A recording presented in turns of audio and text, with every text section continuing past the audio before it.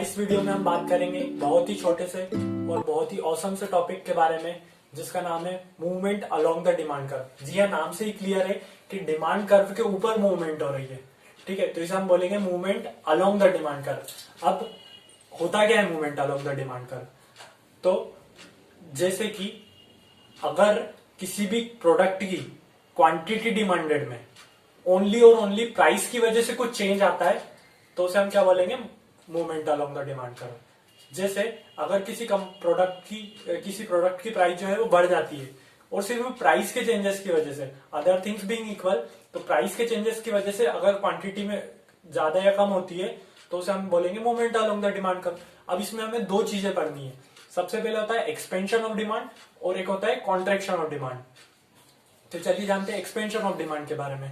Expansion of demand को increase in quantity demanded भी कहा जाता है। तो समझते हैं कि एक्सपेंशन ऑफ डिमांड क्या होता है।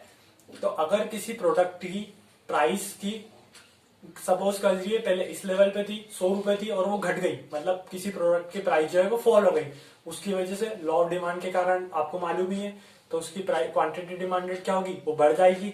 तो बस ये से हम क्या बोलेंगे? इंक्रीज इन क्वांटिटी डिमांडेड या फिर एक्सपेंशन ऑफ डिमांड। पर ये जो चेंज है ये सिर्फ और सिर्फ किसकी वजह से होना चाहिए? प्राइस के चेंज होने की वजह से।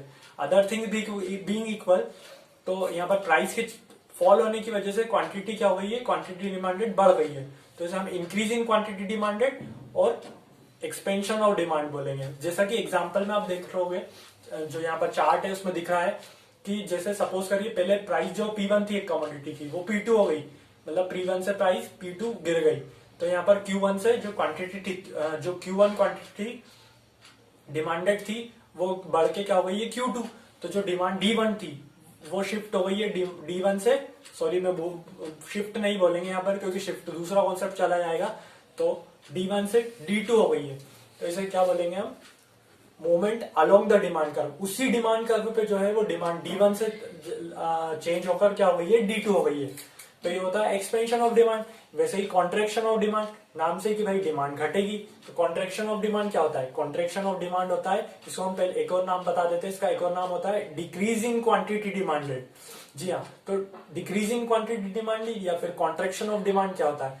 तो वही किसी प्रोडक्ट की प्राइस जो है वो पहले मान लीजिए 100 रुपए थी, अब वो बढ़ गई। ठीक है, तो किसी प्रोडक्ट की प्राइस बढ़ के 200 हो गई।